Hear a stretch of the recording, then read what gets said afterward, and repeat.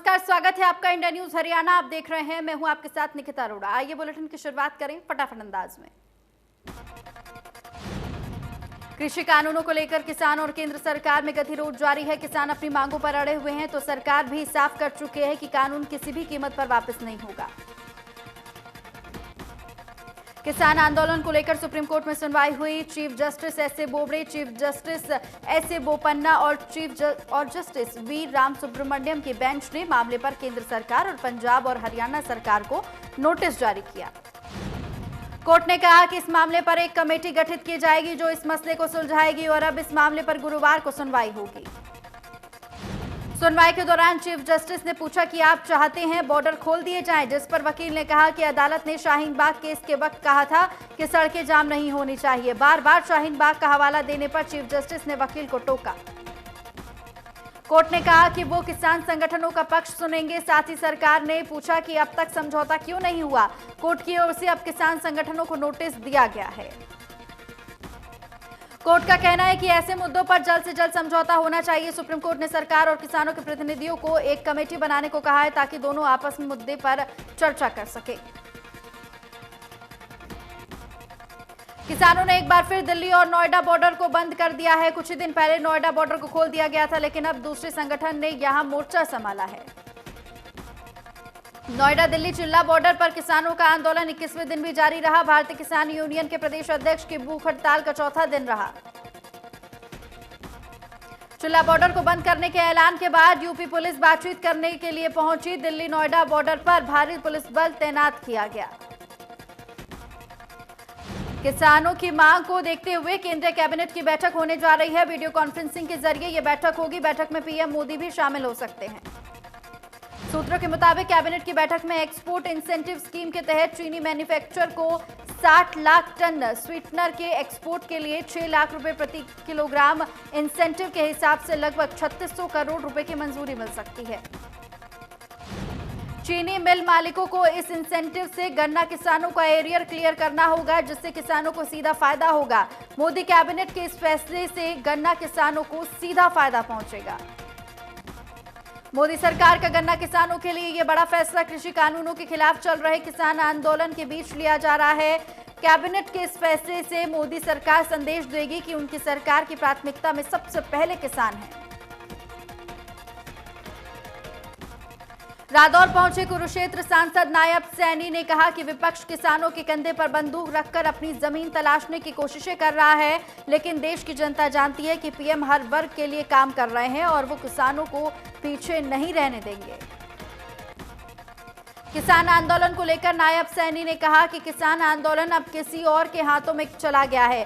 Communist party जो कभी किसानों की बात नहीं करती थी, आज आंदोलन में सबसे आगे बैठी है। नायब सैनी ने कहा कि किसान आंदोलन पर राजनीति पूरी तरह से हावी है। देश विरोधी ताकतों ने शाहीन बाग में जिस तरह से देश की टुकड़े टुकड़े करने वाले गैंग की बात कही, वो टुकड़े टुकड़े गैंग किसान आंदोलन में आकर घुस गया है, जो कि दुर्भाग्यपूर्ण है। विजय दिवस के मौके पर प्रधानमंत्री नरेंद्र मोदी ने नई दिल्ली में नेशनल वॉर मेमोरियल में स्वर्णिम विजय मशाल को प्रज्वलित किया। प्रधानमंत्री ने इस दौरान 1971 की जंग के जाबाजों को याद किया और साथ ही उनको श्रद्धांजलि भी दी। प्रधानमंत्री नरेंद्र मोदी ने विजय दिवस के अवसर पर विजय ज्योति यात्रा को राजधानी दिल्ली से रवाना किया। विजय ज्योति यात्रा में 4 विजय मशाल एक साल की अवधि में पूरे देश के छावनी क्षेत्रों का दौरा करेंगी। इस यात्रा में 1971 युद्ध के परमवीर चक्र और महावीर चक्र विजेता सैनिकों के गांव भी शामिल हैं। अगले साल नई दिल्ली में ही यात्रा पूरी होगी। रक्षा मंत्री राजनाथ सिंह ने राष्ट्रीय समर स्मारक पर स्वर्णिम विजय वर्ष के लोगों का अनावरण किया और इसी के साथ पूरे साल तक चलने वाले स्वर्णिम विजय वर्ष समारोह की शुरुआत हो गई है। भारत और पाकिस्तान के बीच 1971 में हुए युद्ध को 50 साल पूरे हो गए हैं। 16 दिसंबर को भारत में विजय दिवस के रूप में मनाया जाता है और इसी दिन भारत को भी पाकिस्तान के खिलाफ 1971 में जीत मिली थी। विजय दिवस के अवसर पर सीएम मनोहर लाल ने ट्वीट कर भारतीय सैनिकों के साहस, पराक्रम और शौर्य को सलाम किया। उन्होंने लिखा कि भारत के वीर जवानों ने जो इतिहास रचा, उसे याद करके देशवासी सदैव गौरवान्वित होते हैं। कांग्रेस के पूर्व अध्यक्ष राहुल गांधी ने इस मौके पर ट्वीट कर युद्ध में जीत की बधाई दी और साथ ही सेना को सलाम किया, लेकिन उन्होंने इशारों में प्रधानमंत्री नरेंद्र मोदी पर भी तंज कसा। कांग्रेस नेता राहुल गांधी ने अपने ट्वीट में लिखा कि ये उस समय की बात है जब भारत के पड़ोसी देश भारत के प्रधानमंत्री का लोहा मानते थे और हमारे देश की सीमा का उल्लंघन करने से डरते थे। अंबाला में हरियाणा जनचेतना पार्टी ने नगर निगम चुनाव के लिए पूरी ताकत झोंक दी है। अंबाला वासियों में हरियाणा जनचेतना पार्टी के प्रत्याशियों के लिए खासा उत्साह भी देखा जा रहा है। हरियाणा जनचेतना पार्टी की मेयर पद की प्रत्याशी शक्ति रानी शर्मा ने नामांकन किया। शक्ति रानी शर्मा के नामांकन के दौरान भारी जनसमर्थन भी देखा गया। इस दौरान पूर्व केंद्रीय मंत्री विनोद शर्मा भी मौजूद रहे। शक्ति रानी शर्मा ने नामांकन से पहले शहर के कई गुरुद्वारों में जाकर पार्टी प्रत्याशियों के लिए शीश नवाया और उन्होंने अंबाला के सेक्टर 10 और अर्जुनपुरा स्थित गुरुद्वारों में माथा टेककर आशीर्वाद भी लिया। नामांकन के बाद शक्ति रानी शर्मा ने कहा कि जीतने के बाद अंबाला के युवाओं को नगर निगम रोजगार देना प्राथमिकता होगी। नगर निगम में 2000 से ज्यादा युवाओं को नौकरियां दी जा सकती हैं। इसके लिए जो भी कदम उठाने पड़े वो उठाएंगे। अंबाला में आईएमटी को लेकर शक्ति रानी शर्मा ने कहा कि कड़ी मेहनत से आईएमटी लाई गई थी, लेकिन वो नहीं लग पाए, इसलिए एक बार फिर अंबाला में आईएमटी के लिए कड़े प्रयास करने पड़ेंगे। कोरोना संक्रमित होने की वजह से गृह मंत्री अनिल विज की तबीयत ज्यादा बिगड़ गई है। उन्हें पीजीआई रोहतक से गुरुग्राम के वेदांता हॉस्पिटल भेजा गया। कोरोना संक्रमण के चलते इन्फेक्शन की वजह से अनिल विज को अंबाला से रोहतक पीजीआई लाया गया, जहां उन्हें प्लाज्मा थेरेपी भी दी गई। साथ ही आपको बताएं, लेकिन उनकी सेहत में अभी तक कोई सुधार देखने को नहीं मिल रहा है, इसलिए उन्हें मेदांता शिफ्ट किया गया। स्वास्थ्य मंत्री अनिल विज ने वैक्सीन लेने के बाद कोरोना पॉजिटिव हो गए थे, जिसके बाद उनका इलाज अंबाला के सिविल अस्पताल में चल रहा था। ठीक नहीं होने के बाद उन्हें रोहतक पीजीआई रेफर किया गया था। विजय दिवस के अवसर पर सिरसा के शहीद स्मारक पर कार्यक्रम का आयोजन किया गया। कार्यक्रम में उपायुक्त समेत अधिकारी मौजूद रहे और सैनिकों को सलामी दी। इस अवसर पर पुलिस की टुकड़ी ने शहीदों को श्रद्धांजलि दी और जिला उपायुक्त ने युवाओं से आह्वान किया कि देश के वीर शहीदों की कुर्बानी से प्रेरणा लें। जिला सैनिक कल्याण बोर्ड के सचिव ने कहा कि 1971 के भारत पाकिस्तान युद्ध में जिस वीरता और बहादुरी से हमारे सैनिक लड़े, पाकिस्तान सेना को हराया, यह हमारे लिए गर्व की बात है। घरौंडा के गांव गक्सीना में जमीनी विवाद के चलते दो पक्षों में खूनी संघर्ष हो गया और ताबड़तोड़ गोलियां चली। एक पक्ष ने गोलियां चलाई तो वहीं आपको बताएं कि 2 ग्रामीणों की मौके पर ही मौत हो गई है। आधे दर्जन से ज्यादा लोग घायल हैं।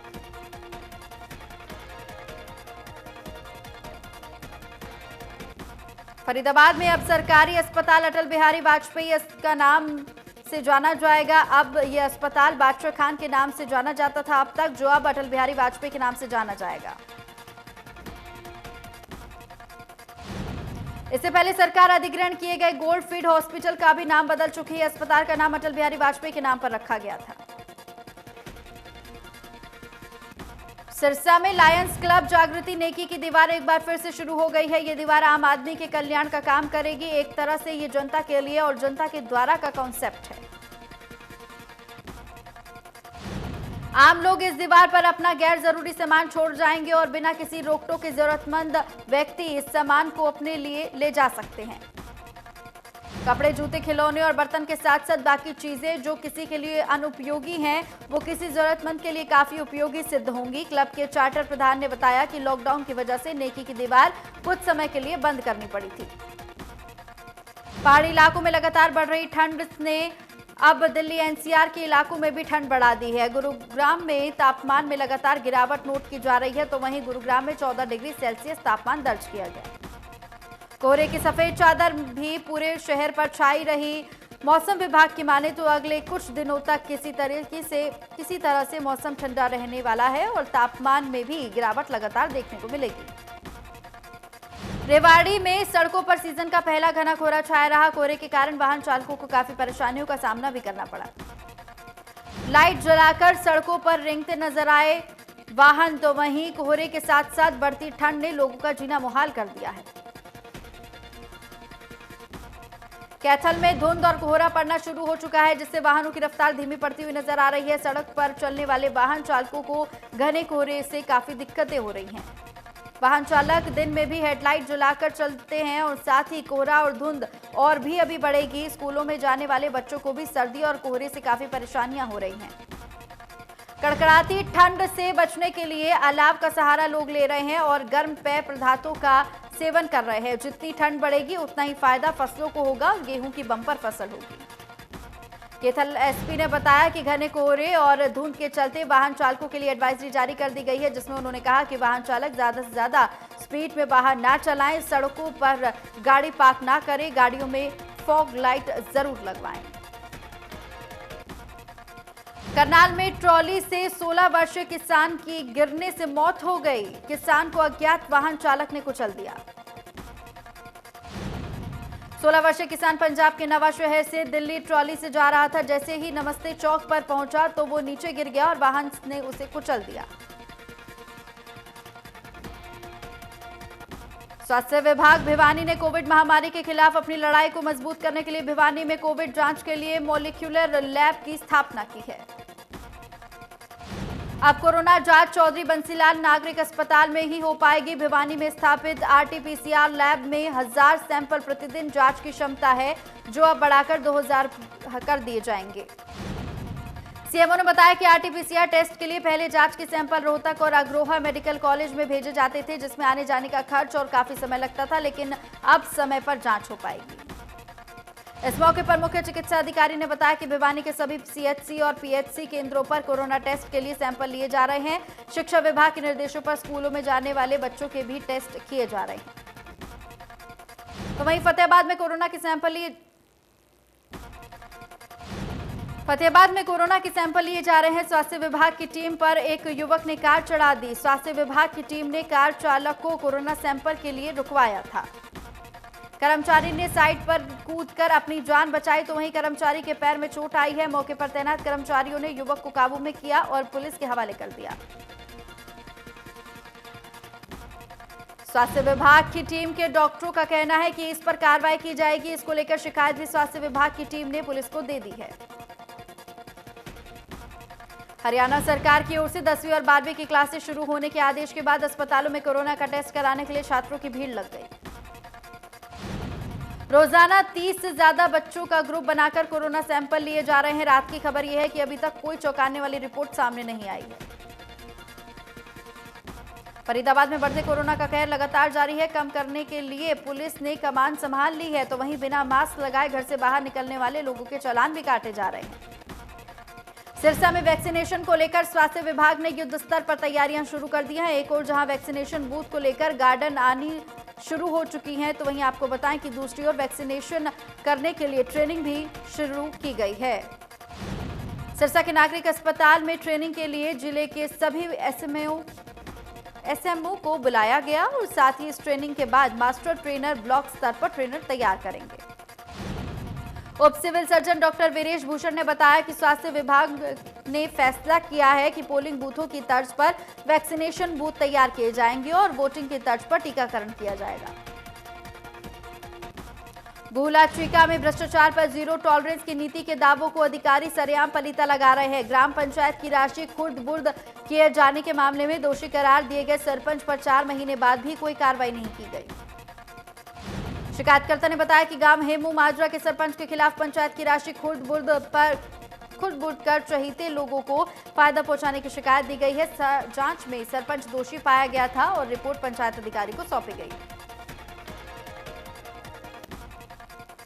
भिवानी की सीआईए पुलिस को बड़ी कामयाबी मिली है। साथ ही आपको बताएं कि पुलिस ने 2 बदमाशों को चोरी की मोटरसाइकिल समेत गिरफ्तार कर लिया है। ये बदमाश रेकी करके व्यापारियों से पैसे छीनते थे और कीमती सामान भी छीनते थे। डीएसपी वीरेंद्र सिंह ने बताया कि ये दोनों बदमाश भिवानी के जैन चौक के निवासी हैं और इनके साथ कुछ और भी बदमाश हैं जो इसी तरह घटना को अंजाम देते थे। फिलहाल पुलिस उनकी तलाश कर रही है। गोहाना में एक महिला को फेसबुक पर गाड़ी खरीदना महंगा पड़ गया। कोहला गांव की रहने वाली दीपा ने फेसबुक पर एक गाड़ी खरीदने का सौदा किया, लेकिन पैसे देने के बाद उसे गाड़ी नहीं मिली। पीड़ित महिला ने इसकी शिकायत पुलिस में की है। पुलिस ने महिला की शिकायत पर अज्ञात के खिलाफ मामला दर्ज कर लिया है, कार्रवाई में जुट गई है। पुलिस की माने तो महिला ने एक शख्स के फेसबुक अकाउंट पर कार की तस्वीरें देखी थी, जिसमें उसको कार पसंद आ गई और दोनों के बीच फेसबुक पर ही कार लेने का समझौता हुआ। महिला ने शख्स के द्वारा दिए गए अकाउंट में अलग अलग समय में करीब 1.5 लाख रुपए जमा कर दिए, जिसके बाद उस शख्स ने अपना फेसबुक अकाउंट डीएक्टिवेट कर दिया। फिलहाल शख्स की तलाश की जा रही है। मेवात के गांव जेतका में एक विवाहिता को पीट कर घर से बाहर निकाल दिया गया। बेटी को जन्म देने से नाराज घर वालों ने महिला को पहले तो पिटाई की और उसके बाद उसे घर से निकाल दिया। पीड़िता के माता पिता ने मारपीट का विरोध किया तो उनके साथ भी मारपीट की गई, जिसके बाद वो अपनी जान बचाकर वहां से भाग निकले। पीड़ित पक्ष ने मामले की शिकायत पुलिस में की है। विवाहिता ने आरोप लगाया कि इससे पहले भी उन्होंने पीड़ित को जलाने और मारने की कोशिश की। फिलहाल पुलिस मामले की जांच में जुट गई है। सीआईए सिरसा पुलिस ने पिछले 5 साल से फरार चल रहे मोस्ट वांटेड तस्कर को काबू में कर लिया है, जिसे कोर्ट में पेश कर न्यायिक हिरासत में भेज दिया गया। मोस्ट वांटेड नशा तस्कर 36 किलो अफीम मामले में वांटेड था, जिसके अलावा सिरसा में ओड़ा थाना में इस पर 1 किलो 700 ग्राम अफीम मामले में केस दर्ज था। सीआईए सिरसा प्रभारी ने बताया कि पुलिस ट्रैकिंग के दौरान सूचना मिली थी कि आरोपी विवाह समारोह में आया हुआ था। तुरंत दबिश कर उसे काबू कर लिया गया। कुरुक्षेत्र में कार सवार शख्स को हेरोइन समेत पुलिस ने काबू में कर लिया। कार में नशीला पदार्थ हेरोइन रखने के आरोप में विवेक कुमार नाम के शख्स को गिरफ्तार कर लिया गया। दिल्ली में एम्स की नर्सों ने हड़ताल वापस ले ली है। एम्स प्रशासन ने बातचीत के बाद नर्सों ने हड़ताल वापस लेने का फैसला किया। इससे पहले दिल्ली हाईकोर्ट ने एम्स की नर्सों की हड़ताल पर रोक लगा दी थी। अदालत ने एम्स नर्सिंग यूनियन से काम पर लौटने को कहा था। नर्सिंग स्टाफ की मांग थी कि 6ठे केंद्रीय वेतन आयोग की अनुशंसा को लागू किया जाए और अनुबंध पर भर्ती खत्म की जाए। करीब 5000 नर्स हड़ताल पर चली गई थी, जिससे अस्पताल में मरीजों की देखभाल सेवाएं बाधित हो रही थी। एम्स के निदेशक रणदीप गुलेरिया ने वीडियो संदेश में महामारी के समय में हड़ताल को दुर्भाग्यपूर्ण करार दिया था। एम्स की ओर से अदालत में यह भी कहा गया कि कोविड महामारी का समय है, लिहाजा हड़ताल पर नहीं जा सकते। मामले की अगली सुनवाई 18 जनवरी को होगी। तो वहीं एम्स नर्सिंग यूनियन दिल्ली के आह्वान पर वल्लभगढ़ अस्पताल के सभी नर्सिंग स्टाफ ने हड़ताल की है। नर्सिंग स्टाफ की मांगे माफी सालों तक लंबित है। एम्स में काम करने वाले नर्सों ने अनिश्चितकालीन हड़ताल में जाने का फैसला लिया। नर्सों का कहना है कि उन्होंने अपनी मांगों को लेकर पहले भी अपील की है, लेकिन अब तक कोई मांगे पूरी नहीं हुई। नर्स यूनियन की मांग है कि 6ठा वेतन आयोग लागू करना, नर्सेस भर्ती में लिंग भेद को वापस लेना, आवास के लिए क्वार्टर देना। इसके अलावा भी कई मांगों पर उन्होंने हड़ताल करने का फैसला किया है। करनाल नेशनल हाईवे पर बस और ट्रैक्टर की टक्कर हो गई। हादसे में पंजाब के रहने वाले 3 किसान घायल हो गए, तो वहीं दिल्ली बॉर्डर पर शामिल होने जा रहे गुस्साए किसानों ने कुछ देर तक हाईवे भी जाम किया। देश में 24 घंटे में 26,251 नए केस आए सामने। 383 मरीजों की हुई मौत, तो वहीं 99,32,000 से ज्यादा टोटल एक्टिव केस, 3,30,000 से ज्यादा केस एक्टिव। दिल्ली में कोरोना का कहर लगातार जारी। 24 घंटे में सामने आए 1,617 नए केस, तो वहीं 41 लोगों की हुई मौत। 14,000 से ज्यादा एक्टिव केस हुए दर्ज। महाराष्ट्र में कोरोना से एक दिन में सामने आए 70 मरीजों की मौत, तो वहीं कुल मौतों का आंकड़ा हुआ 48,379, तो वहीं 339 के पार, तो वहीं अब तक 71,356 केसेज एक्टिव।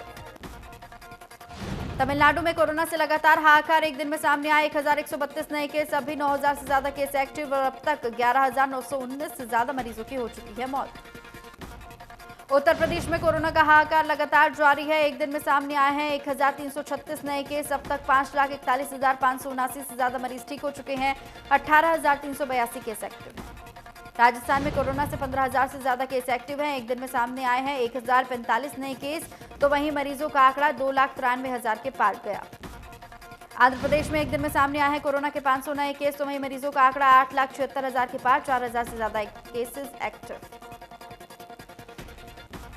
पूरी दुनिया में सामने आए हैं 7 करोड़ 38 लाख के पार एक्टिव केसेस। अब तक 16,41,000 से ज्यादा मरीजों ने गंवाई जान। पूरी दुनिया में अब 2 करोड़ के पार कोरोना केसेस की संख्या।